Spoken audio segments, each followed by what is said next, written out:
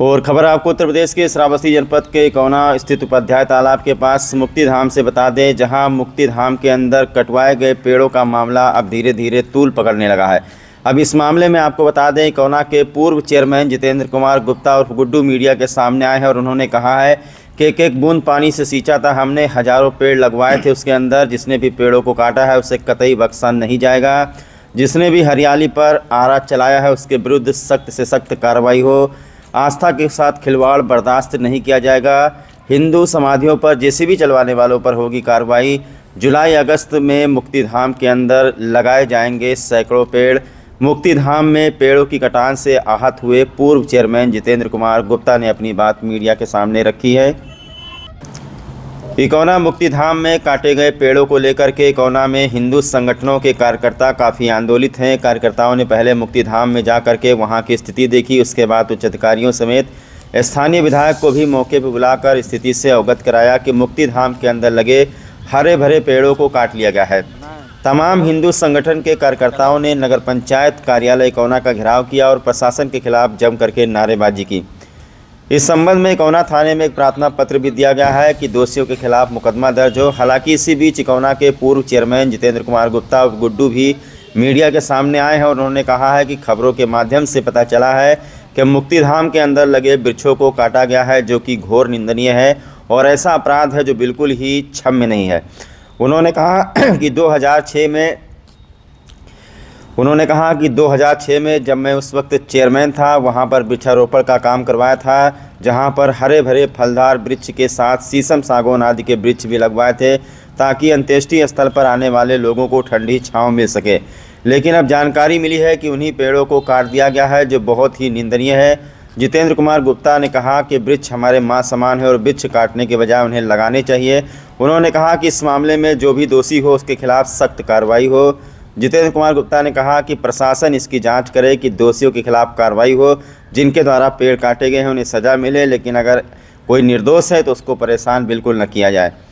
आगे उन्होंने कहा कि अपने नगरवासियों से कहना चाहता हूं कि हमारे भावनाओं के साथ खिलवाड़ हुआ है, हमारे हिंदू जनमानस के ऊपर यह आघात है। इस पर कोई अपनी राजनीतिक रोटी न सेके। जहां भी समाज को हमारी आवश्यकता होगी, हम सभी समाज के साथ सबके साथ खड़े हैं। मुक्तिधाम में काटे गए पेड़ों को मामला हम ऊपर तक लेकर के जाएंगे। नगर पंचायत इकौना मोहल्ला उपाध्याय में जो मुक्तिधाम बनाया गया था, ये बहुत ही पुराना और प्राचीन मुक्तिधाम है और 2006-7 में वृक्षारोपण का कार्य प्रारंभ किया गया। फलदार वृक्ष और बगैर फलदार वृक्ष काफ़ी संख्या में प्रतिवर्ष लगाए जाते रहे, जिसकी रिकॉर्डें भी नगर पंचायत के अंदर आपको उपलब्ध मिलेंगी।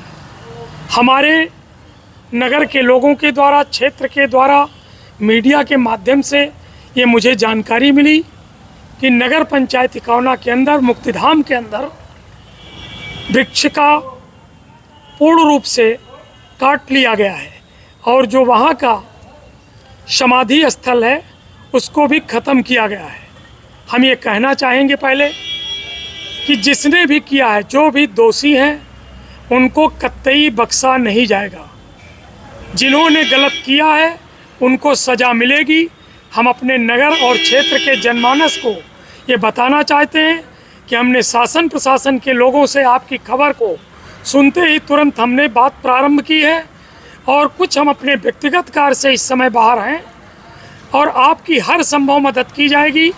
आप धैर्य का परिचय दें और हम अपने नगर पंचायत इकौना में 1000 जुलाई और अगस्त के महीने में 1000 वृक्ष वहाँ फिर फलदार और बगैर फलदार देंगे। नगर पंचायत इकौना उपाध्याय तालाब पे जो अंत्येष्टि स्थल मुक्तिधाम केंद्र है, हमने वहाँ पे एक तो नौगरा का पेड़ लगवाया था, 9 प्रकार के, जो हम लोगों के अंत्येष्टि और 13वीं कार्यक्रम में पूजन का कार्य होता है और हम अपने पितृ को उनकी पूजा अर्चन के लिए नौगरा का पेड़ लगाए।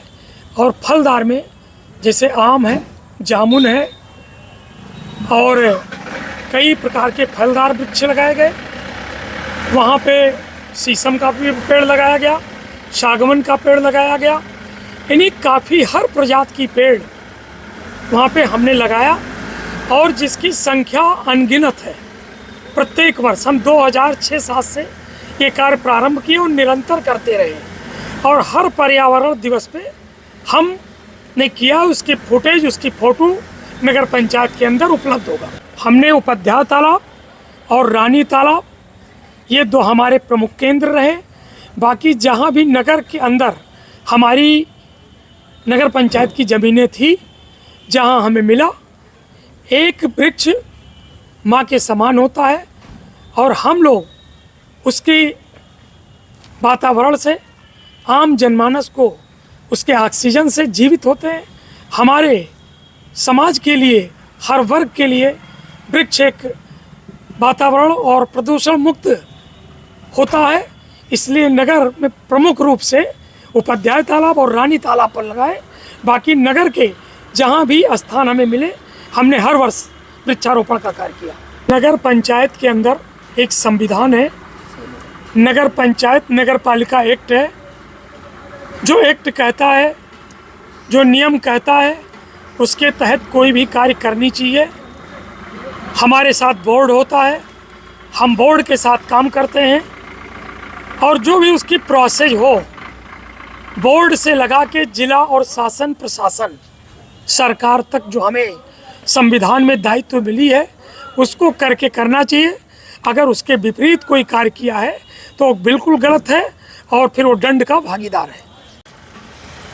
नगर पंचायत के दोनों अंत्येष्टि स्थल पे समाधि स्थल थे और सौदा स्थल भी हैं और विश्राम गृह भी है। इसलिए जो भी समाधि स्थल थे, लोगों का कहना है कि जमीन दोज किया गया है, ये हमारे पूर्वजों का है। और हम प्रत्येक वर्ष जब हम बरसी का कार्यक्रम करते हैं तो अपनी पूर्ण आत्माओं के शांति के लिए पूजन का कार्य करते हैं। जिसने भी जमीन दोज किया है और अगर कोई समाधि स्थल वहाँ ख़त्म किया गया है तो बिल्कुल अपराध है और वो क्षम्य के पात्र नहीं है। जिन्होंने किया उनके ऊपर सख्त से सख्त कार्रवाई होनी चाहिए। ये हम प्रशासन से, शासन से मांग करते हैं और ये हमारे पूर्वज और हमारे पुरखों की देन है। हम उसका, हमारी सनातन पद्धति है, हमारी संस्कृति है। हम अपनी संस्कृति और अपने गीता और उपनिषद के हिसाब से हम अपने पूर्वजों के बताए हुए मार्ग पे चलते हैं। ये समाधि स्थल हमारे आस्था का केंद्र है। प्रत्येक समाज, हिंदू जनमानस में इसका पूजन किया जाता है। चाहे वो आर्य समाज हो, चाहे वो गायत्री परिवार हो, चाहे कोई समाज का मानने वाला हो, चाहे नानक हो, चाहे कबीर हो, सब सनातन में समाधियाँ सब में बनाई जाती हैं और समाधियाँ दोनों स्थलों पे हैं। अगर जहाँ जमीन दोज हुए हैं, हम तो अभी वहाँ पहुँच नहीं पाए। इकौना आते ही हम स्वयं देखेंगे। हमारे लोगों ने बताया, मीडिया के बंधुओं ने बताया, अगर वहाँ पे समाधि स्थल ख़त्म किया गया है तो ये निंदनीय कार्य है, उस पर कार्रवाई होनी चाहिए। और हम पुनः यही चाहेंगे और अपने समाज के लोगों से कि जब ये कार्य हो तो हम लोग पुनः उस स्थल को एक रूप में, जैसा स्वरूप समाज तय करेगा, हम उनके साथ कंधे से कंधा मिला के पुनः उसको समाधि स्थल को निर्माण कराएंगे सबके साथ। नगरवासियों से अनुरोध करना चाहेंगे कि ये हमारे भावनाओं के साथ खिलवाड़ हुआ है और हमारे हिंदू जनमानस के ऊपर आघात है। इसमें कोई अपनी राजनीतिक रोटी न सेके और जहाँ भी समाज को आवश्यकता होगा, हम अपने समाज के लिए, हिंदू मुसलमान के लिए तन से, मन से, धन से खड़े मिलेंगे। उनकी कोई आवश्यकता है, हम 24 घंटा पहले भी थे। हम 15 वर्ष उनके साथ कार्य किए। हमारे पिताश्री ने भी उनके साथ नगर के प्रथम चेयरमैन के रूप में कार्य किया है। इसलिए हाँ, जो समाज के साथ आघात हुआ है, जो दोषी है, कोई भी हो, दोषी के ऊपर सुसंगत धाराओं में कार्रवाई हो, किसी निर्दोष को फंसाया न जाए और कोई अपनी राजनीतिक रोटी न सेके, क्योंकि ये हिंदू जनमानस के और अपने स्वर्ग धाम और मुक्ति धाम का मामला है। वहाँ कोई राजनीतिक एक मंच नहीं है। हम लोग इस पर राजनीति नहीं करना चाहते हैं। जो हमारे आस्था का केंद्र है, चाहे वो उपाध्याय तालाब हो, चाहे रानी तालाब हो, अगर वहाँ कुछ होता है तो हम सदैव समाज के साथ खड़े हैं। हम वृक्षारोपण का कार्य चलाएंगे, वृक्ष लगाएंगे और जो भी समाज के साथ सहयोग होता है, समाज हमारे साथ है और हम समाज के साथ निरंतर खड़े रहे और खड़े रहेंगे।